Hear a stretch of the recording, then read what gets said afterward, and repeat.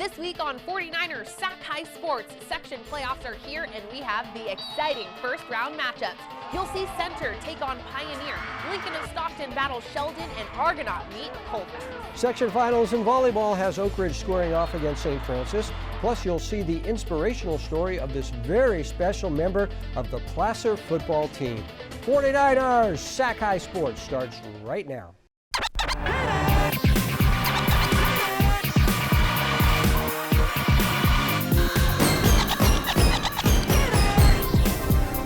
Welcome to 49ers Sac-Hi Sports. I'm Aubrey Tolliver. And I'm Robert Brownstein. We start tonight in Turlock, where the 6-4 Bulldogs enter the Sac Joaquin Section Division I playoffs as the 7th seed. Senior quarterback Cole Gilbert finished the regular season with over 2,100 yards passing and 22 touchdowns. The Bulldogs taking on the 10th seeded Edison Vikings. The Vikes went undefeated in league, taking home the SJA league title. Quarterback Robert Connor will look to have a big game for the Vikings as they take the trip down to Turlock to meet the Bulldogs on Friday night. Here come the Bulldogs bounding into their first round matchup against Edison Friday night. We'll pick it up with Turlock already up 7-0. JT Foreman II scoots on in for the score to make it 14-0 with 2 minutes left in the quarter. The Vikings on the move in the second, but Andrew Johnson steps in front of the pass and he's going the other way with it, returning it to midfield, and it pays instant dividends. Foreman takes it up the middle, and he's going to go in for another 6. It's 21-0 Bulldogs.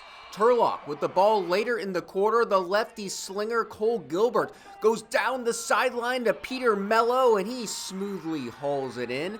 And that would set up this, Foreman's third score of the night. It is 28-0 Turlock.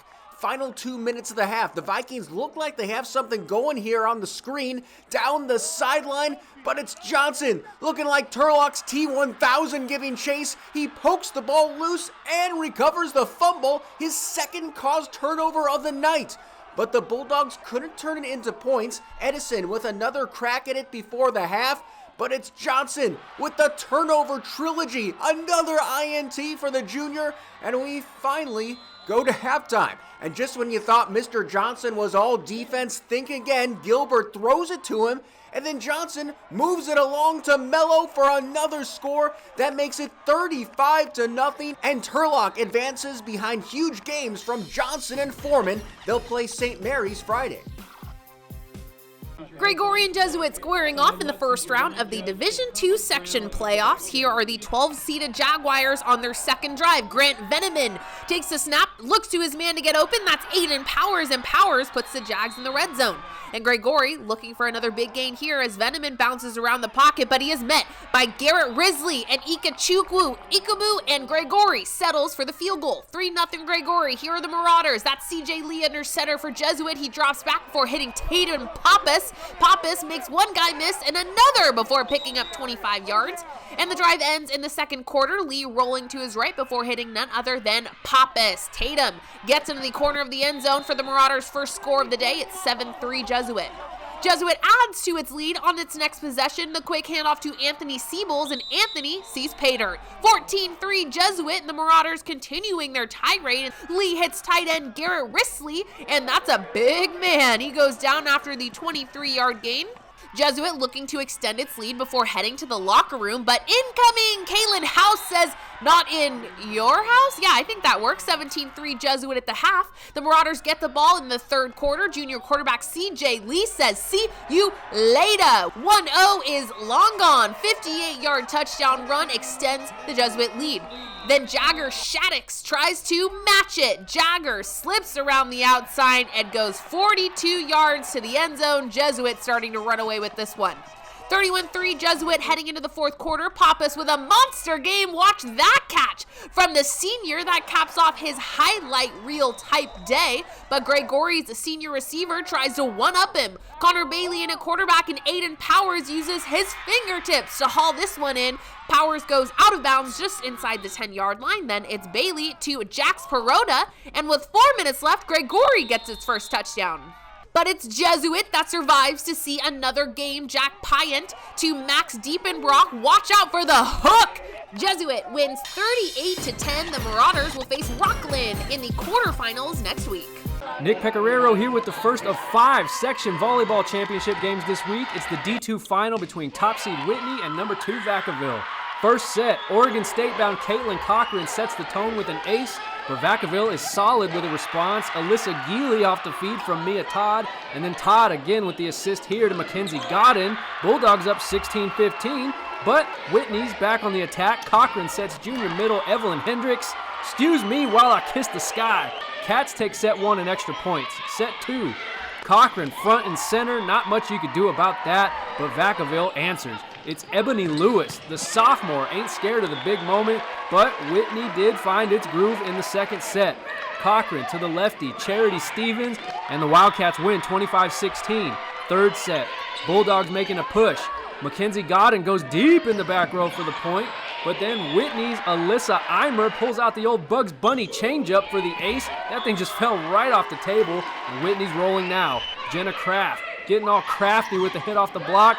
She led Whitney with 12 kills on Saturday, and here's match point.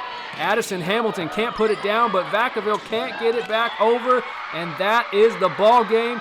Whitney wins its second section championship, its first since 2016. Jenna Kraft, how does it feel? I'm on the top of the world right now. What did it feel I'm on cloud 9, I don't know.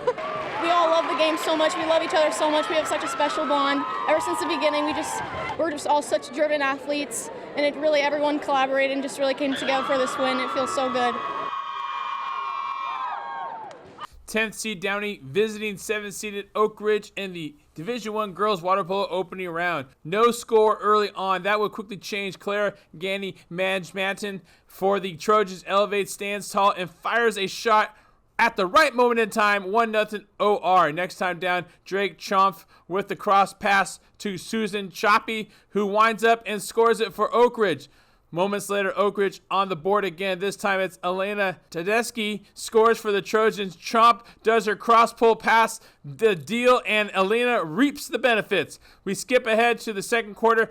Garney Manjmatin with the ball, and she pretty much does the same move as she does in the first quarter. Hanging and scoring. That's not a replay. Trojans lead at 7-0. Downey with a player advantage here takes that advantage in the opportunity. Sanchez at the point to Hazel Lee. She puts it away for the shot, and it's 9-1 at the half. Third period now. Oak Ridge is out swimming and putting the pressure on Downey. Kali Kowalczyk takes the outlet pass, and she's got a lot of pull in front of her. The shot is blocked by the goalie, but Kali follows it up and able to push it in for the goal. Downey not giving up as Elsa Lee drops it into the 2-meter, and with one fell swoop, Hazel Lee picks it up and tosses it in for the goal. But the Knights trail by 9. Olivia Mancinelli of Oak Ridge going through the Downey defense as she scores with a fastball in the outside corner for the goal. She had 2 goals in the game. When Macy Kolbabe receives this long pass, the lefty turns and burns it in for the goal as the Trojans flex their muscles in the pool on this day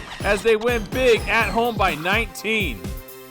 Each week this season, Roseville Hyundai brings us the Players of the Week. Our first Player of the Week is Marino Fragata from Higram Johnson. The Warriors quarterback leads the entire section in passing yards, and in Johnson's league title game against Natomas last week, Marino accounted for all 7 of his team's touchdowns, throwing 5 and running for 2 more. He also tallied up 447 passing yards. Forgot about it. Our second Roseville Hyundai Player of the Week is Allie Chandler from the Del Oro volleyball team. Allie had 25 kills in the Golden Eagles' first-round playoff game against El Capitan. Allie Chandler and Marino Fragata, this week's Roseville Hyundai Players of the Week. SMUD is leading the nation in clean power, so each week SMUD shows us how to save energy. Here is this week's Clean Power City Tip, powered by SMUD. Hi, my name is Adio Bolu, and here's this week's Clean Power City Tip. Avoid products with excessive plastic packaging. You'll help lower carbon emissions from producing, transporting, and disposing of the plastic. SMUD is leading the nation in clean power. Learn more at cleanpowercity.org. Coming up, our first SunPower Electric game. It's the first round Division I matchup with Lodi and Vacaville. Then it's Christian Brothers and Escalon meeting in playoff volleyball. You're watching 49ers Sac-Hi Sports. Summer's in full swing. Remember, SMUD's peak hours are 5 to 8 p.m. weekdays when electricity use is the highest. shift some of your electricity usage to mid and off-peak hours when it costs less and renewable energy is plentiful. It's good for your bill, protects the environment, and helps our community too. Let's work together to save energy this summer. Learn more at smud.org/time-of-day. Commitment, performance, pride. Roseville Hyundai is thrilled to be the feature sponsor of this week's Sac-Hi Players of the Week. We take great pride in recognizing each of your accomplishments as part of our continued effort to support the community. Come see the electrifying new lineup at Roseville Hyundai. From EVs and hybrids to our fuel cell vehicle, Hyundai Nexo. We've got you covered. Claim yours today. Score that touchdown and run it up again. Score that touchdown and run it up again. SF9ers, we just win. SF9ers, we just win. I'm from that field, I'm from that field. I'm from that field, I'm from that field. I'm from that field, I'm from that field. I'm from that field, I'm from that field. I'm from that field.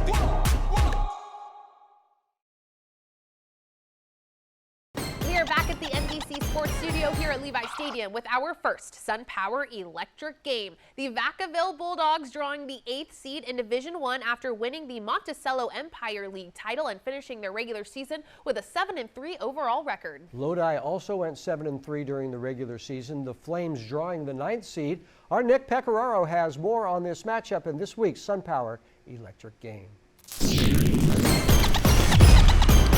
Electric game. Nick Pecoraro here. Well, hey, what better way to start off the postseason than with a great 8-9 matchup for our SunPower Electric game. We've got the number 9 Lodi Flames taking on the number 8 Vacaville Bulldogs. Vacaville won its 6th straight Monticello Empire League title with one of the best run defenses in the area. Eric Gladney, Noah Sayaosi, and Liam Flaherty lead a front 7 that allowed just 30 rushing yards per game in league play. 30. Lodi, meanwhile, thrived with its run game, led by Caden Merriman, who had over 1,000 rushing yards and 15 touchdowns. And don't sleep on the Flames either. They went 4-1 on the road this year. Hey, you just never know with these 8-9 games. The one thing that we do know is the winner of tonight's game takes on top-seeded Manteca next week. Let's get to our SunPower Electric game. It's Lodi and Vacaville. The calm before the storm at Tom Zanino Stadium on Friday. Let's get to it. First quarter, Lodi driving. Merriman is brought down. It seems like a routine tackle, but wait. Noah Sayaosi says, come on, cameraman, I'm taking a fumble recovery 50 yards to the crib. You mentioned me in pregame, remember? 7-0 Bulldogs. But Merriman makes up for his fumble on the next drive. First play of the second quarter, he tight ropes it into the end zone, 26 yards, and it's 7-6 after a blocked PAT. Vacaville drives right back down the other way. Liam Flaherty steps in and takes the QB keeper, and the Bulldogs go in front 14-6. Vacaville's defense forced 5 turnovers in the first half, one of which led to this. Christian Diosdado, ay Dios mío, 20-yard touchdown run, and it's 21-6 Dogs at the half. Late in the third, it's Merriman again for Lodi. This time he goes 38 yards to the house. He had 114 on Friday, and it's just a one-score game, 21-14. But the Bulldogs answer as Flaherty again with the sneak. He gets some help as the entire team pushes him forward, 28-14 Dogs. But Lodi won't go away. Merriman punches in his 3rd TD of the night, and it's again a one-score game with time ticking in the 4th. But just as they did all game long, the Bulldogs seal it with defense. Last chance for the Flames, but Jameer Buckner snatches it out of the sky. He follows his pack 37 yards into the end zone for the game-clinching pick 6, and Vacaville wins it 35-20. They move on to face top-seeded Manteca next week. Man, we got a lot, man. We gonna bring the same thunder, same lightning to the same game. We ain't stepping down to nobody, and we're gonna be there. Reporting from Vacaville, Nick Pecoraro, 49ers Sac-Hi Sports. Brian Mueller here at Modesto Junior College Saturday night for the D3 final. Christian brothers looking for their first title since 2016. Escalon has won the last 2 D4 championships. but moved on up this year. First set, Falcons with the early lead. Lillian Perez gets up there for the block. 12-6 CB. A little tighter at 23-21 Falcons. Aaliyah Constancio comes up with the dig. Drew de Guzman steers it to Perez, and she puts it home. Christian Brothers wins the first set 25-21. To the second, Macy Vickers handling the hit. Riley Laddig to Gianna Bava. That's in. 16-10 Cougars. Set point for Escalon. Kendra Gortney with the bump, and it's Laddig with a sneak attack to win the set 25-17. Third set, Gortney back there again, Laddig to Emily Vickers, and that is too hot to handle. 12-9 Escalon. But the Falcons come all the way back for a set point at 24-20. It's Constancio to de Guzman, and then Kamora McKechnie bangs this in, and Christian Brothers leads 2-1. Cougars with the upper hand in the fourth. Bava to Laddig, and it's Emily Vickers putting some topspin on it to get this shot to fall. Escalon leads 19-14.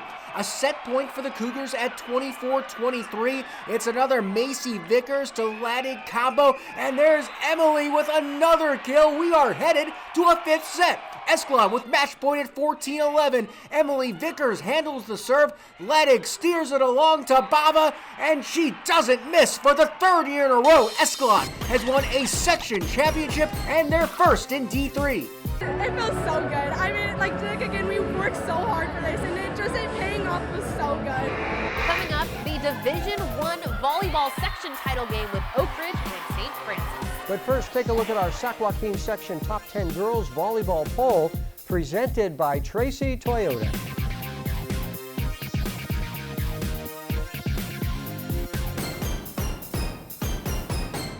Right now, my electrical bill is about $10 a month. This is definitely one of the best investments we did in our house. All over the country, people are taking control over their electric bills by going solar with SunPower. We offer the most efficient, durable panels on the market, so you can see a return on your investment every month. I was paying $220 a month. Now I pay about $22 a month. Right now, 49ers faithful get a $1,000 Visa reward card from SunPower. Go online today.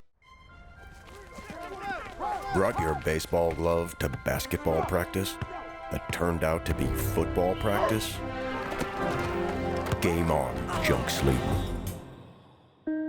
During Mattress Firm's Black Friday sale, get a king bed for the price of a queen or a queen for a twin and save up to $700 on select mattresses.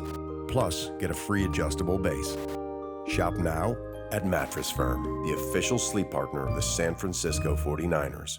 The St. Francis volleyball team enters the Division I section final game as the 5th seed, upsetting the very talented St. Mary's Rams in the semifinals. The Troubadours taking on the 1 seed in the finals. The Oak Ridge Trojans enter the game with a 30-4 record. Oak Ridge swept St. Francis in 3 sets earlier this season, but this time it's a winner-take-all game played at Natomas High School on Saturday night. Oak Ridge and St. Francis squaring off in the D1 finals for the 3rd time in the last 4 years. Saturday in Natomas, let's go. St. Francis middle, Sophia Garza might lead the section in game face, showing it off right there, but Oak Ridge's Maddie Walker goes about face, sending this ball back to where it came from. Later in the first, Charlize Rowe goes to the back row for the kill, and we're all tied up at 21. But the Trojans close out the set as Kylie Gaunt sends this ball deep to the back corner, and Oak Ridge goes up 1-0. Set 2, Kate Fagundes with the dig, Avery Town with the set, and Emily Child with the kill, and then her teammate Elle Weaver throws down, and the Trojans take set 2, 25-20. But the Troubies are on the comeback in set 3. Garza hammers it home, letting everybody know about it. St. Francis up by 4 at that point, but Mac Dowden ties it up at 20 apiece for Oak Ridge with this southpaw smash. But St. Francis pulls away as Kelsey Magley hits Olivia Mlickerton to make it 24-21. And then Caroline Foraker closes the door as the Troubies take set 3, 25-22. We've got a ball game here. To the 4th. Elle Weaver has been the go-to gal for Oak Ridge all year long. She had 18 kills for the Trojans Saturday, but back and forth we go. Both teams neck and neck until it was 20-20 as Garza puts another point away, but Oak Ridge starts to separate. This is match point. Avery Town with the hanger. Emily Child with the banger, and they get a banner for that banger. The Trojans celebrate with the dog pile, And for the second time in school history, Oak Ridge repeats as the Sac-Joaquin section champions. Our group from last year knows what it takes to win a section final, and I think we really did a good job of giving that expectation to the other girls and setting a precedent for what goes at Oak Ridge and doing our thing. Every week we bring you stories of athletes overcoming the odds. The Placer football team is red hot as the Hillmen enter postseason play undefeated on the year. In this week's Inspirational Athlete segment, we take a look at the relationship each player has with one very special member of the team.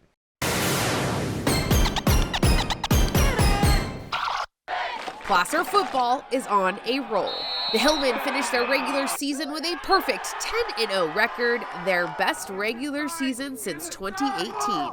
So what's the Hillmen's secret? It's so easy to battle for these guys because there's a lot of trust, there's a lot of love.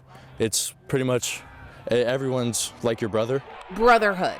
From the coaching staff to the starters and down to the support crew.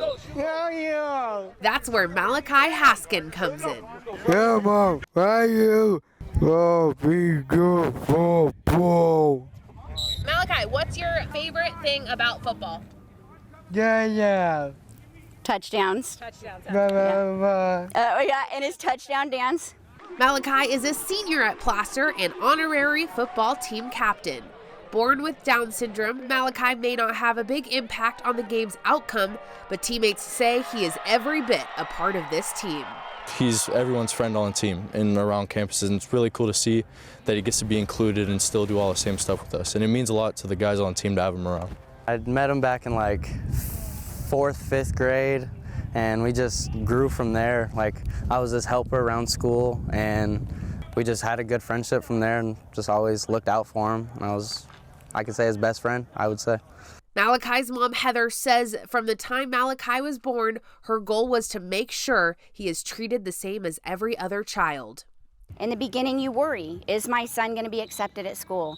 Is my son going to have equal access to education alongside his peers, be included? I determined from that point on to go to his classes, to go to his brother's classes, and to educate them that we're more alike than we are different. Heather started the National Down Syndrome Coalition aimed at creating equal opportunities for children with Down syndrome, along with educating the public to change the way Down syndrome is viewed. When it comes to Malachi, her mission was a success. I am so grateful for the friendships that have come from him being included fully academically and from him being fully included and part of the team with football, with wrestling, with track. Like, he's there with us at all times, like since we were little kids all the way up until now. So if we didn't have him now, we'd definitely feel like there was a piece missing, and we just love to have him there all the time. Malachi is unequivocally a part of this team. So it was hard on the Hillmen when Malachi was away from school, even after COVID shutdowns. You see, Malachi was diagnosed with a condition called CAPS disease. Malachi is allergic to cold temperatures. He's probably the only person with Down syndrome in the whole United States with this condition.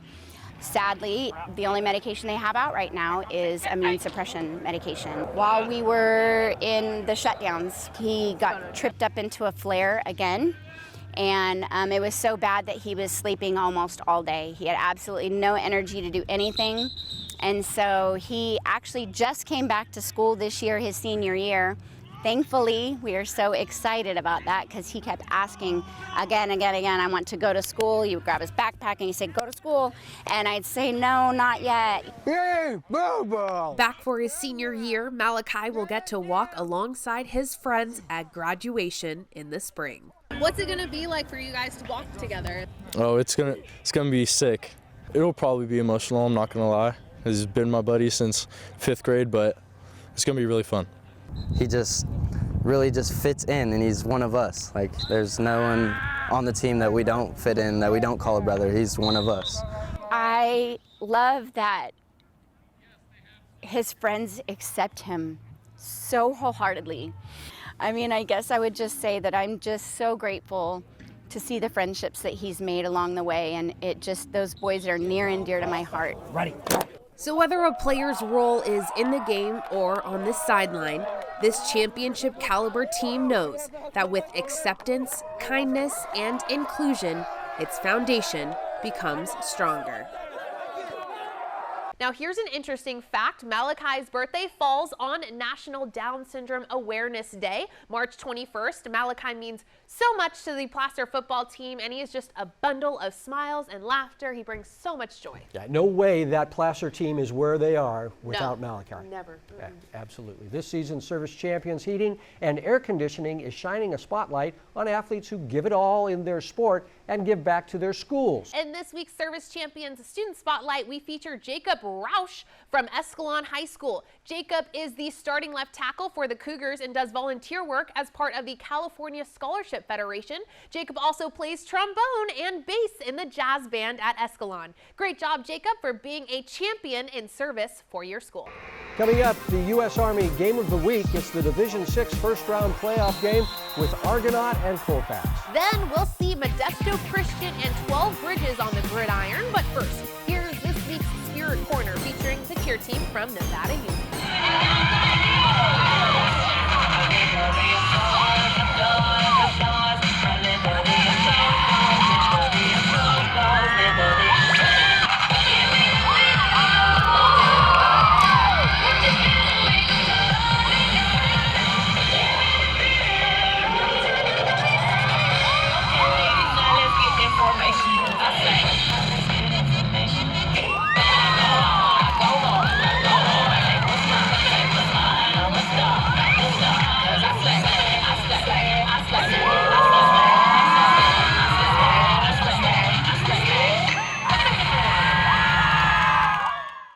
Trevor was born a champion.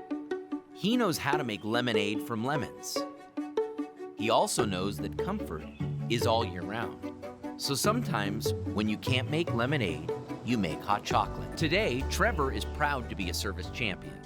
We're now offering a $58 2-for-1 special. You'll get a comprehensive AC tune-up and a free furnace safety inspection.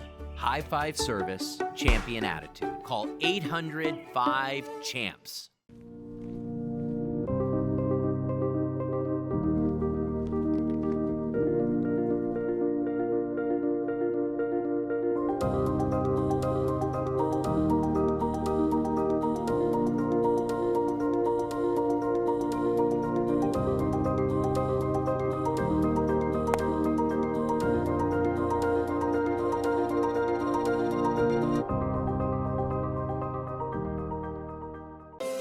Summer's in full swing. Remember, SMUD's peak hours are 5 to 8 p.m. weekdays when electricity use is the highest. Shift some of your electricity usage to mid and off-peak hours when it costs less and renewable energy is plentiful. It's good for your bill, protects the environment, and helps our community too. Let's work together to save energy this summer. Learn more at smud.org/time of day. 49ers Sac-Hi Sports is brought to you by these fine companies who care about high school sports. By Stanford Medicine, #1 in Northern California for orthopedics, and by SunPower, a proud sponsor of the San Francisco 49ers.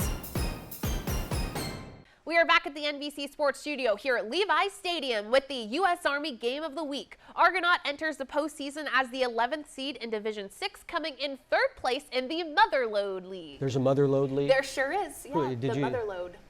I'm going to say nothing about that. Argonaut taking the 70-mile trip north to take on 6th-seeded Colfax. Colfax also coming in 3rd place in the league. The Falcons looking to keep its season alive and win a motherlode of a game with the win over the Mustangs in our U.S. Army Game of the Week. It's a frigid Friday night in Colfax where the Falcons are set to take on Argonaut, and the Mustangs early just firing on all cylinders after a touchdown in the first drive, the defense standing strong. That's Robert Spigarelli with the sack, and in the next Argo drive, the Mustangs do the sneaky reverse. Lance Hansen hands it off to Robert Prather, and it fools everyone. He gets taken down by Blake Albert after a lengthy gain, picking the drive up in the second quarter. Spigarelli makes his way into the end zone for the short punch-in. It's 14-0 Argo. Colfax gets on the board with 2 minutes to go before the break. Malachi Thompson breaks multiple tackles and gets in there with the 15-yard score. Less than a minute left in the first half. Argo at midfield. Mateo Flores gets the handoff and he is off to the races. Mateo outruns everyone, giving his team 6 more, and the 2-point conversion makes it 22-7 Argonaut at the half. Are you smelling an upset? Well, Colfax sure isn't. In the third quarter, Gannon Tomlin gets the handoff and he shoots into the end zone. Tomlin with a huge second half. The successful 2-point conversion cuts the Argo lead to 7. And in the closing seconds of the third quarter, Malachi Thompson cuts left and bulldozes his way into the end zone. This game is tied. The Falcon defense is stepping up big. Luke Tanini creating a brick wall nowhere for that Mustang to run. Now in the final minute of the game, still tied at 22. Roach with a pass to Kenny Gold. Gold gets out of bounds to stop the clock, and it puts Colfax in field goal range. Tomlin sets up for the 22-yarder. Cannon kicks it high and deep, and it is through the uprights. That wins the game for Colfax as the Falcons advance to the Division 6 semifinals. Strawberry from KISS 107.9 with the Falcons after the thrilling finish. Today was a do-or-die situation, and Colfax had no give up in them. The Falcons were flying. What's up, gentlemen?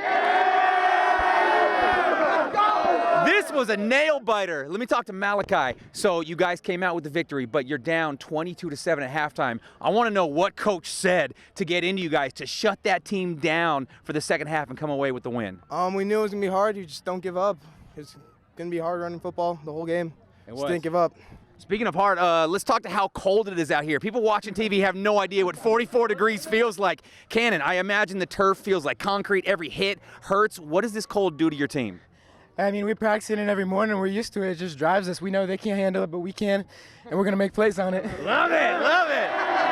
Amadeus right here. This was a win or go home game. What does it mean for you and the rest of the team to extend your season and keep playing again next week? It means everything to give the seniors the last home game that we missed out on against NU. Yeah, all right. Kenny, one last question. How long do we celebrate this before it's back to business and we're focusing on the next challenge? Because you guys deserve to celebrate this game, but how long does it go? It starts tomorrow. We lock in tomorrow, come to breakfast, we have fun in the morning, and then it's game time. Well, I'll let you guys go celebrate right now then. My name is Strawberry on the radio on V101.1 and the brand new KISS 107.9. Colfax Falcons, take it away. Yeah, baby. Let's go, baby. Hey, family on 3, 1, 2, 3. Family! We stay in Division 6. The crash pit was rocking. First playoff game in school history for 12 Bridges as Modesto Christian made the trek up. We pick it up late second quarter. Nathan Crawford scores for the Raging Rhinos. Third quarter, it's 4th and goal for 12 Bridges. And Modesto Christians making a defensive stand. Manasseh Ete finishing off the stop for the Crusaders. Modesto Christian then takes over. Ross Weidman over the middle to Elmo Wartson, who lays out and makes a diving catch for a 25-yard gain. Then Weidman drops back and chucks a bomb to Wartson, who runs underneath it, and stride for stride, he's gone. Crusaders go up 32-23. Still in the third quarter, 12 Bridges back at it. Whit Cruz with the play fake, rolls out, slings it downfield to Anthony Gallagher, who can't scoot. Finally, he gets wrestled down, and then Whit, another play fake, he drops this ball in stride to Crawford for the 44-yard TD, and the Rhinos are down 32-30. Raging Rhinos get the ball back, and they go right back to Nathan Crawford, and he would not be denied. The all-junior team is leading it late in the fourth quarter by 4. Modesto Christian needs a score, but this pass is batted around, and it ends up in Nick Ochoa's hands, and that would do it. The first-year varsity program wins their first ever playoff game in school history, and they get the dub. Nathan Crawford was a beast for the Rhinos with 4 TDs. We chatted with Nathan after the game. We just kept it up on offense. Our defense started to come through. Lyman was making their blocks, pushing them forward. I couldn't have asked for anything else. Stanford Medicine brings us great advice for athletes each week. Here's Dr. Joseph Donnelly with this week's health tip. Ankle sprains are seen in many sports, most commonly in hard court sports like basketball and volleyball. Typically, the athlete's foot is twisted inward, causing an injury to the ligaments on the outer aspect of the ankle. Symptoms include pain, swelling, bruising, and at times, the inability to bear weight. Appropriate treatment of ankle sprains initially includes ice, elevation, anti-inflammatory medication, and a period of immobilization, usually in a walking boot for about 10 to 14 days. Appropriate physical therapy rehabilitation is critical to prevent recurrent ankle sprains and chronic ankle instability. Coming up, our Mattress Firm perfect match between Center and Pioneer. Then it's the Division IV volleyball section final game, Ripon and Sonora. This is 49ers Sac-Hi Sports. We are back at Levi Stadium with this week's Mattress Firm Perfect Match. Pioneer fell just short of a Golden Empire League title. The 7-3 Patriots will turn to running back Jack Gardner to help advance Pioneer to the quarterfinals. But first, Pioneer has to get through the Center Cougars. The Center defense has done very well against running teams this season, so it should be a very good early round matchup. Our Mattress Firm Perfect Match played at Pioneer High School on Friday. Garrison reporting here where Center and Pioneer will be going at it in the first round of the playoffs for a Mattress Firm Perfect Match. Let's get things started off with Robert O'Brien, who takes a snap and drops a beautiful dime to Hunter Krebs for the first score of the game and a Cougars lead. Now quarterback Carson King takes a snap for the Patriots, but Quentin Ellis wraps him up for a sack, and the Cougars starting to roar on defense. However, the Patriots returning the favor with some defense of their own with this diving interception from Hector Casas Jr. Then King scans and connects with senior wide receiver Rolando Ramos for the big catch and gain. And that sets up a direct snap to senior running back Jack Gardner, who smashes his way to the goal line for the touchdown to tie the game up at 7 in the third quarter with 7 minutes left.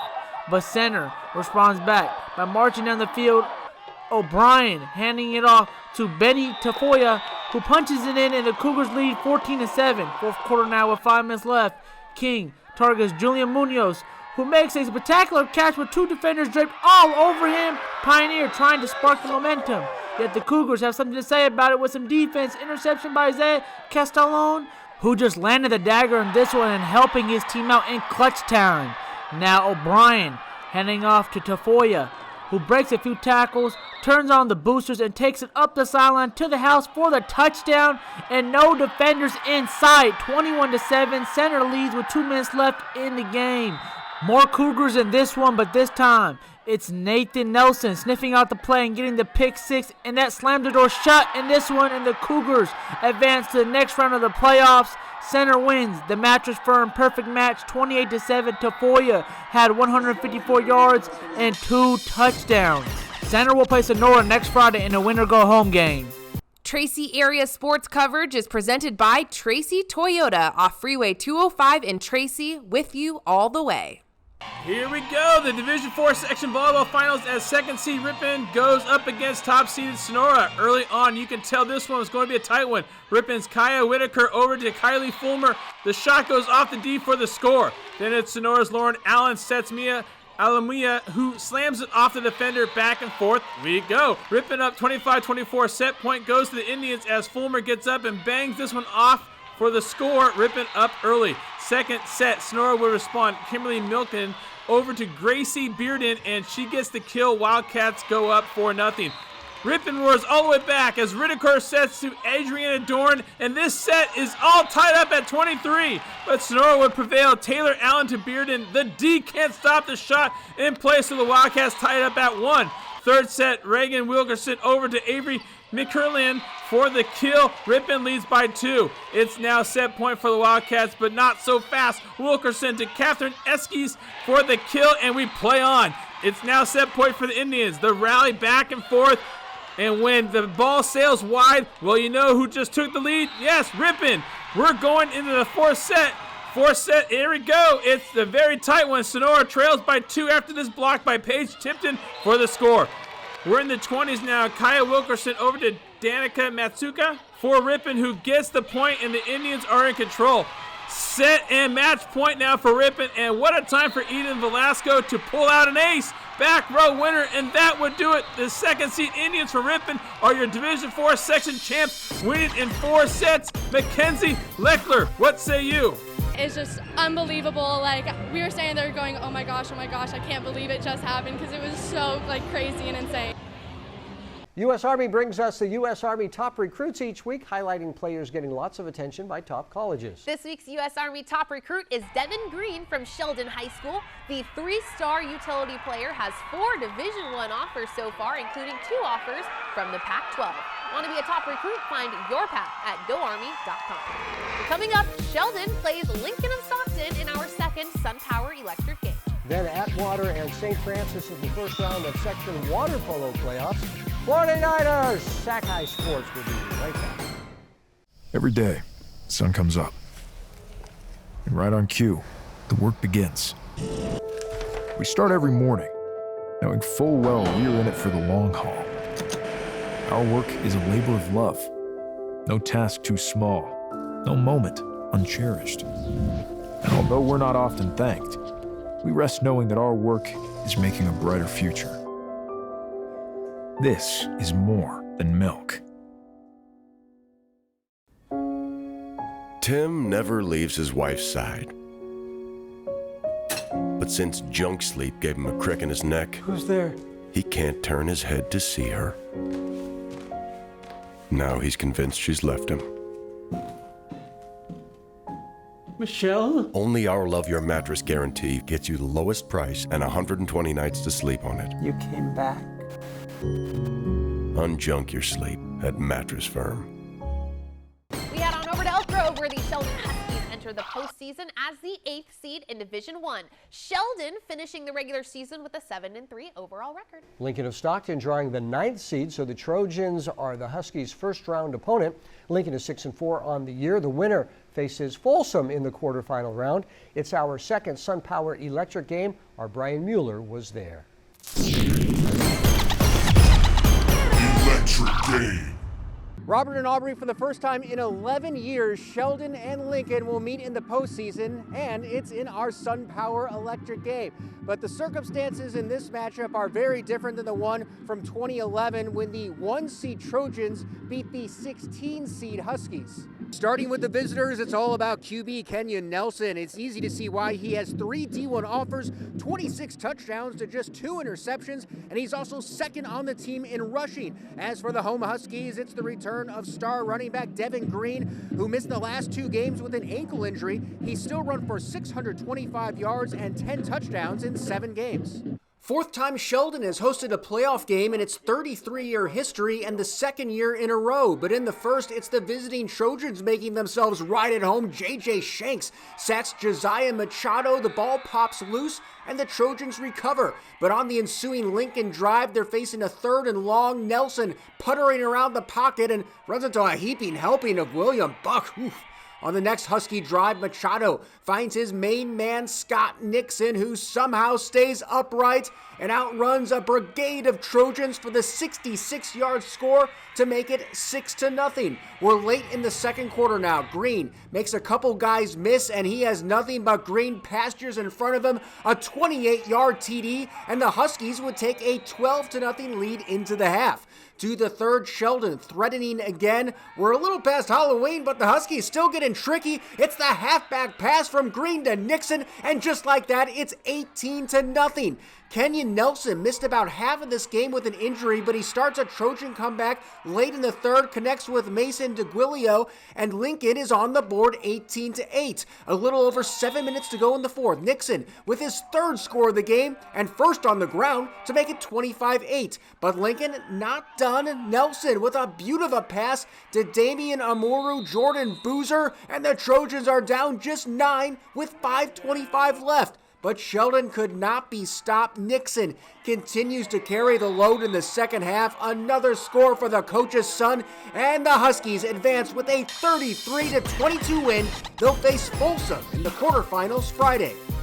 It's not how you start, it's how you finish in these football games, these playoff games. And we made sure to bring the energy second half. We came out ready.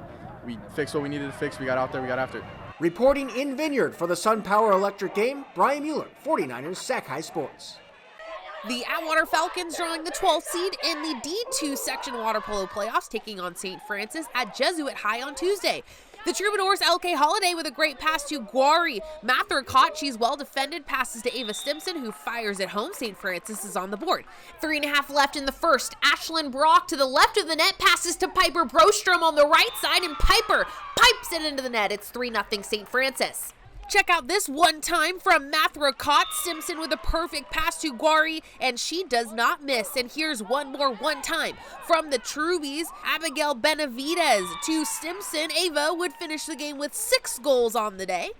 Atwater gets on the board in the second quarter. Jenna Mora passes up the middle to Ruby Bristow. The shiny fadeaway shot from Ruby is good for the Falcons' first score. But St. Francis doesn't let its foot off the gas. Holiday from well beyond the 6-meter mark takes the shot and it hits the top corner of the goal. Atwater still working hard. The Falcons' Fabiana Mejia Guzman battling with Marin Foster before Fabiana unleashes this unbelievable shot. Wow, but this game was all St. Francis.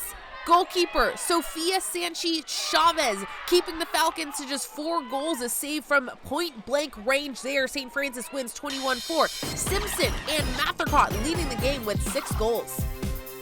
Each week we present the Scholar Athlete Award. This week's Scholar Athlete Award goes to Avery Mall from the Granite Bay girls water polo team. Avery scored 99 goals in the regular season for the Grizzlies. She is also amazing in the classroom, earning a 4.7 GPA. Coming up, it's Golden Valley taking on Wood Creek. Then Intercom and St. Mary's in the section water polo playoffs. This is 49ers Sac-Hi sports. The Golden Valley football team is coming off a strong regular season. The Cougars finishing their regular season with an 8-2 record. Jay Smith was fantastic for GV during the regular season. Golden Valley pulling the 9th seed in Division III and set to take on the Cat Valley League runner-up in the first round. Wood Creek earning the 8th seed after the thrilling finish to its regular season, beating Roseville by a game-winning field goal by Ethan Downey last week. Gold Valley taking on Wood Creek in Roseville Friday night. The fans in the Creek felt that this cold game would fit in as they dressed up for a snow day as Golden Valley from Merced visited. Opening drive, Wood Creek marching down the field as Dylan Peralt picks up a first down on this 22-yard run. Wood Creek staying with the run. This time they give it to Caleb Pellalino, who stretches the field for another first down. And that sets up this touchdown run by Peralt from 9 yards out. PAT is good. 7-0 Timberwolves. And then Golden Valley takes over as Jay Smith. He chops it up, gets upfield for first down. Jay Smith, a great running back for the Cougars. But that quickly stopped as Wood Creek's defense came flying in to make the stop. Brody Krupp leading the charge on defense. Second quarter now, Wood Creek on the attack. Check out this beautiful ball by Austin Kalapotis, but it's knocked away. But wait, it's knocked into the hands of Joey Nielsen for a 33-yard touchdown. What a play, and it's 14-0 lead for the T-Wolves. Kalapotis rolls out and connects with Krupp for the first down for the T-Wolves, and that sets up this 1-yard touchdown plunge by Kalapotis, who squeezes it in, and that would do it. The dishes are done, man, as the A-seeded Wood Creek Timberwolves win 49-0 over Golden Valley, and now we'll take on the Hillmen next week.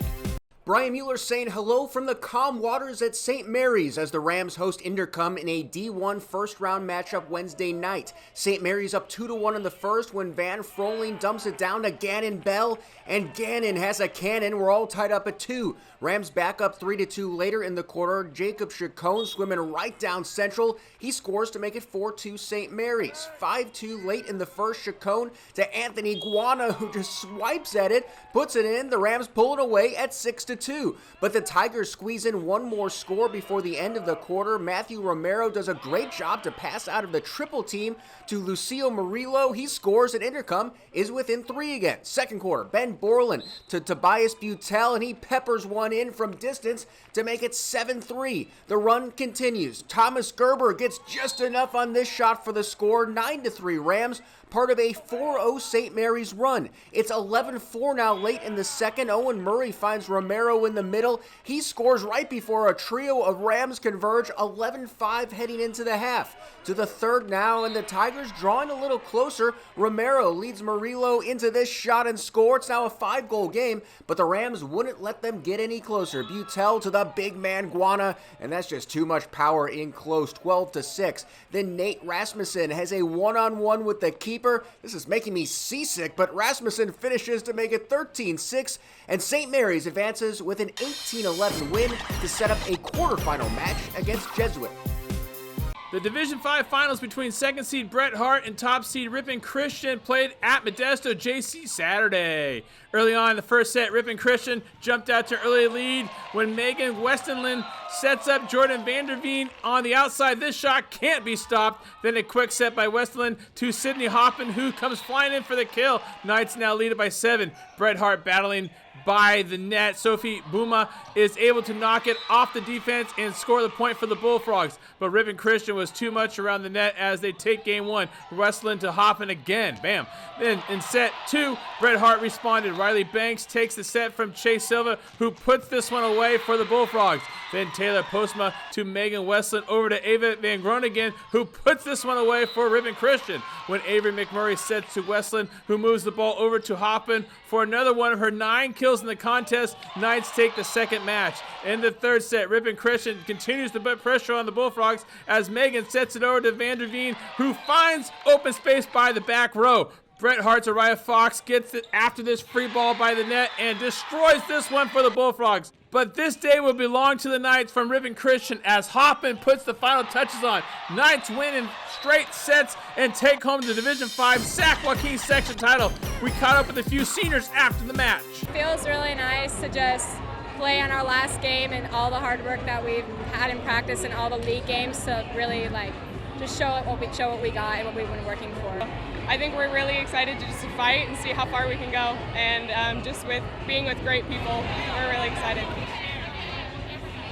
Remember, you can buy all of the game footage we shoot throughout the week. Go to 49ersachisports.com to order entire game videos. Follow us on social media for more prep sports content. 49ers.Sac-Hi is our handle on Instagram and Twitter. If you think girls sports are important, we agree. A great way to show your support of girls sports coverage is by subscribing to our YouTube page and watching our girls highlights. Those views show your support. Coming up, we'll choose the play of the week. This could be the play of the week, maybe not. But first, take a look at our Sac-Joaquin section top 10 football poll presented by Tracy Toyota.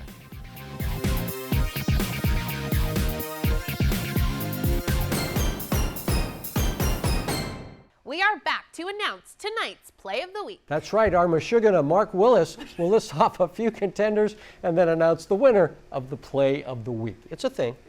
It is a thing. Play of the week. Atwater's Fabiana Mejia Guzman makes an unbelievable goal right here. Then Pioneers' Hector Casa jumps the route and picks off this pass. Same game, same team. Julian Munoz catches the in-between two defenders. It was deflected and he still made the grab. Wood Creek's Austin Catapodis, his pass is deflected right to Joey Nielsen for the catch and score. But it's all about the heart, and that's because Edison's about to score, and Turlock's Andrew Johnson shows why you never give up on a play. Chases down the ball, strips it, and then recovers the fumble. Man, great job, Andrew, and that's why you get the play of the week, boy! That's the play of the week, and that is 49ers Sac-Hi Sports for this week. Thank you for watching. I'm Aubrey Tolliver. And I'm Robert Braunstein. Join us next week for more exciting playoff football and the Section Water Polo Championships. We'll see you then.